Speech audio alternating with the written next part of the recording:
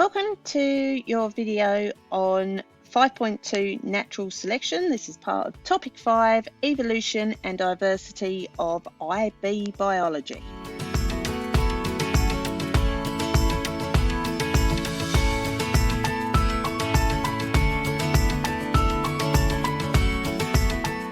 So in this unit, we're going to look further at natural selection. Okay, we mentioned it in the first two videos.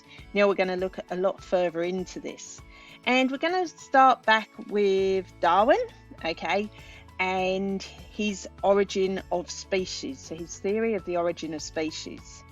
And in Darwin's words, can we doubt, remembering that many more individuals are born than can possibly survive, that individuals having any advantage, however slight, over others would have the best chance of surviving and procreating their kind? On the other hand, we may feel sure that any variation in the least injurious would be rigidly destroyed. This preservation of favourable variations and rejection of injurious variations I call natural selection.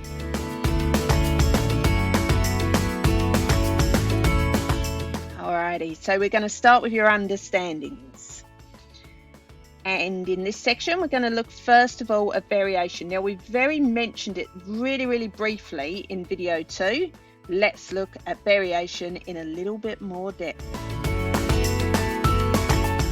So what is variation? Now, it's a natural phenomena in populations, and it's essential for natural selection.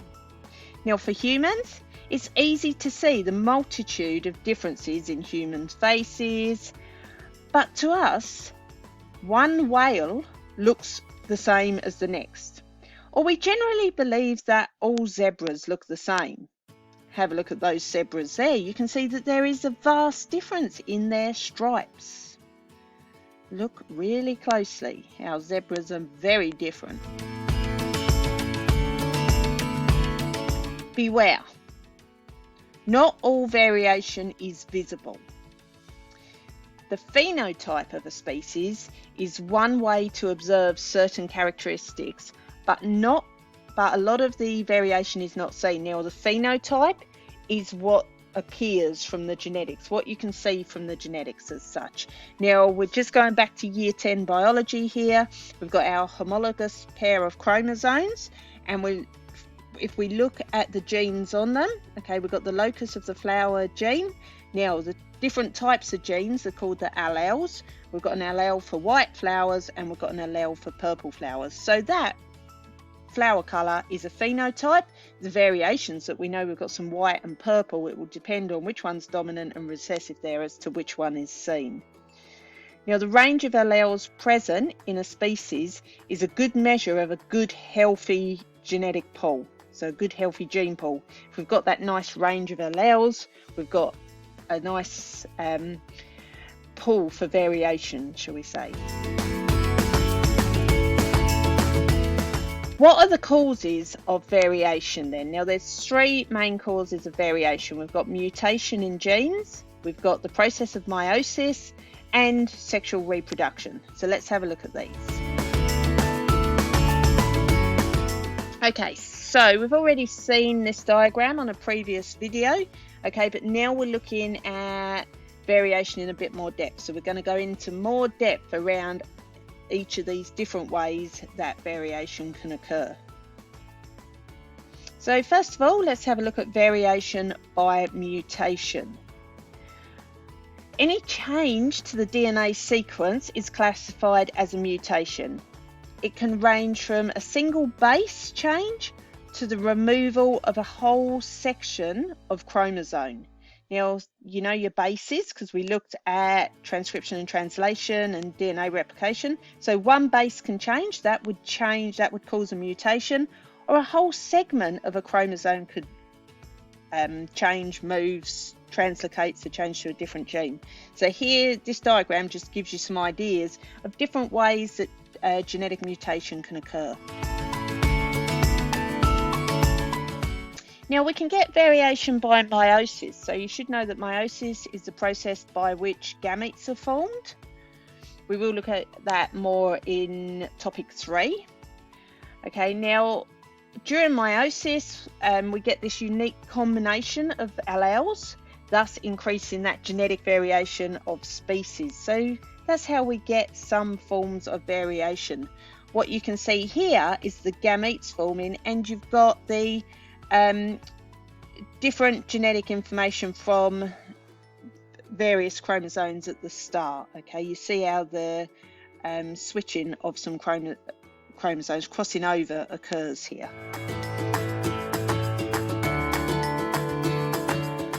And then we've got variation by sexual reproduction, and that's where the combination of gametes result in that zygote with even more increased variation.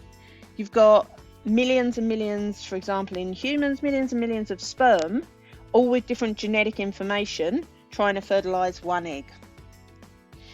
Now remember, not all species reproduce sexually. Most prokaryotes and some eukaryotes reproduce only asexually, or can do so by choice. Some fungi can reproduce both sexually and asexually, as do most plants. Okay, so they can reproduce either way. Now, if a species reproduces asexually, it produces a clone, which is an identical genetic copy of itself. No variation if it's a clone. The only way an asexual species can increase variation is through mutation in its genetic information. All right, now we're going to move on to look at adaptation. So what are adaptations? In nature, a vast majority of adaptations are referred to in evolution and natural selection. Okay, they are unconscious adaptations made by populations rather than individuals. So it's a whole population change. An organism that has a characteristic that are well adapted for its environment is said to be fit, and the characteristic it possesses fit well into its environment and its way of life. So it's a bit of this survival of the fittest again, okay? Now, ancient populations of giraffes, okay, they didn't have long necks, but some did have long necks. You had some with shorter necks, some with longer necks. Now, giraffes with longer necks have a better chance of survival because they can actually eat the food up in the trees. They eat leaves in trees that are quite high. So the short-necked giraffes, they actually died out. Now, if we ever think of adaptation and think of overproduction of offspring, okay, so in a healthy ecosystem, the number of individuals in a particular population remains quite stable, despite the fact that some species produce millions of spores or fertilise hundreds of eggs and have hundreds of seeds, okay, the population still remains pretty stable. Species tend to produce more offspring than their environment can support. However, overpopulation in nature is rare. A consequence of overpopulation of offspring is that not all the offspring will survive. This ensures a power struggle within the population and indirectly ensures that the fittest will survive. So that whole concept that we spoke of in the first videos of survival of the fittest, that natural selection. So evolution is not just based on chance. In a situation where there are too many organisms for limited resources, individuals that are better adapted will tend to survive and produce more offspring. There is selection for these better adapted characteristics. Individuals that are less well adapted tend to die or produce fewer offspring.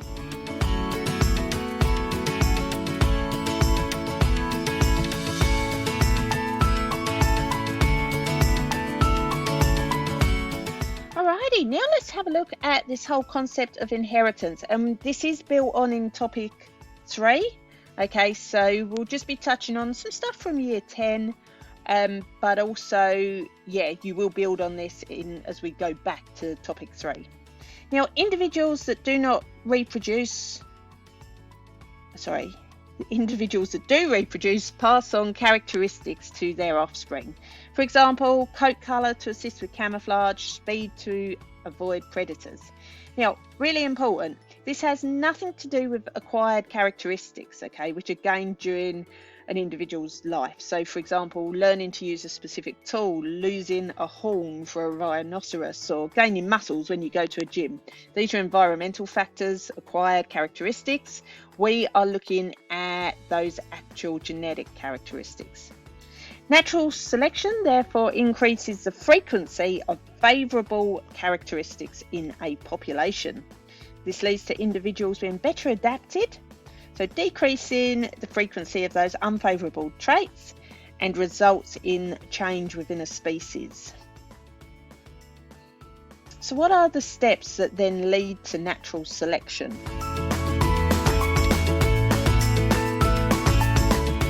Variation exists within any population of organisms. All organisms face a daily struggle to survive and reproduce, whether it is to find mates, to seek shelter, to find food, or to avoid predators. Those organisms which features that best suit their environment have the best chance of survival and reproduction. Those organisms that are able to survive and reproduce pass on their hereditary characteristics to their offspring. Over time, the population will become better suited to its environment. Natural selection acts to increase the frequency of characteristics that make individuals better adapted. So here we can see that overproduction, we've got that variation, selection, and then adaptation. So just summarising everything we've spoken of. Okay, so some key terms here. This unit is full of key terms that you need to just remember. Okay, so flashcards,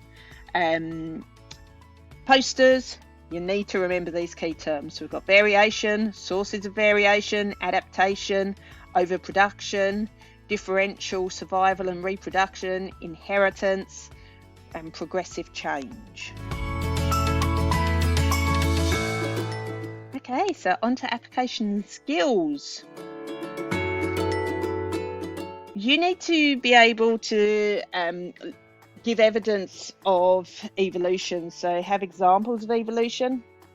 As we've already discussed, there are these finches, the Galapagos finches, okay? So Darwin and the Galapagos Islands are very, very well linked. During Darwin's epic sea voyages in 1835, he spent some time on the island observing the bird life and other interesting fauna and flora.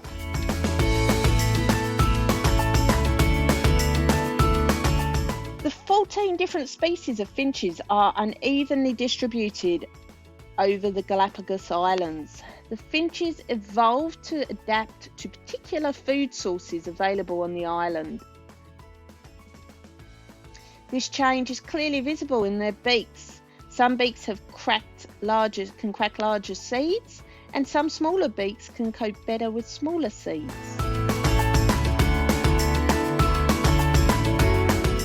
This adaptive radiation has allowed the various finch populations to survive side by side, even on smaller islands, because of food specialisation.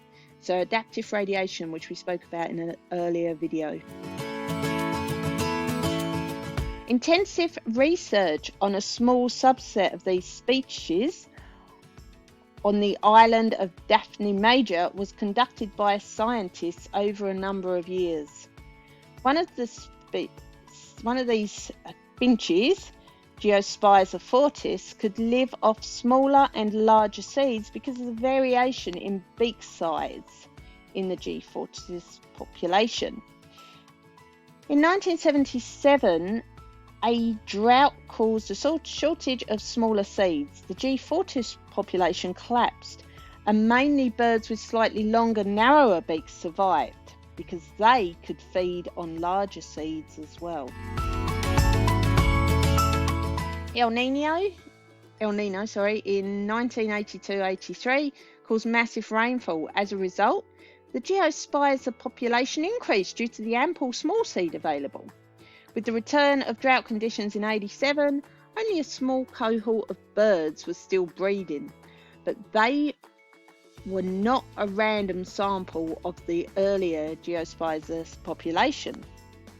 Accurate measurements of the breeding populations revealed that their average beak size was longer and narrower than those in earlier populations. Their beaks were better suited to eating larger seeds. Okay, more evidence of evolution, and we can look at antibiotic resistance. Bacteria can normally be killed with antibiotics. Okay, bacteria is killed with antibiotics.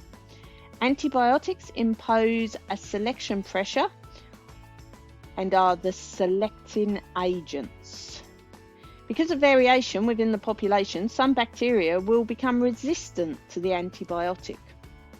Resistant bacteria will survive. Antibiotics will not affect resistant bacteria. If the resistance is heritable, they will pass it on to their offspring.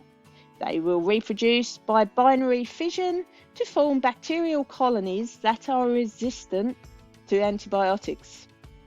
Bacteria may also contain plasmids that can contain genes for resistance to antibiotics. These plasmids can be transferred to other bacteria, even different species, also making them resistant.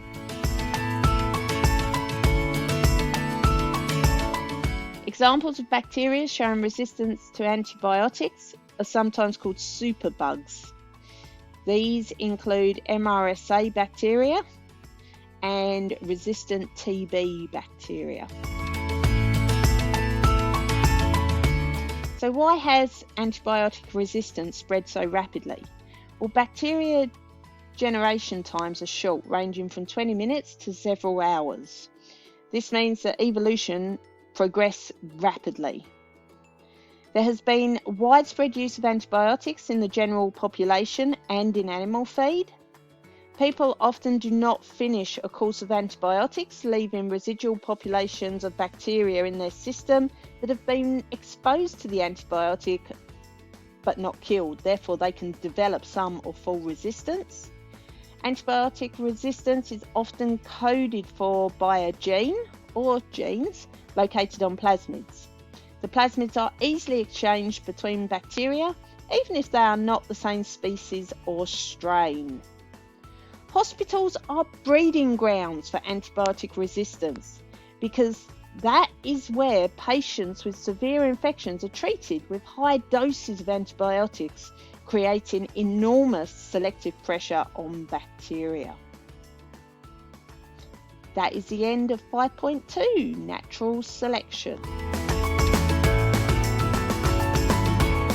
Now take it easy and remember to subscribe to my YouTube channel, The ABCs of STEM.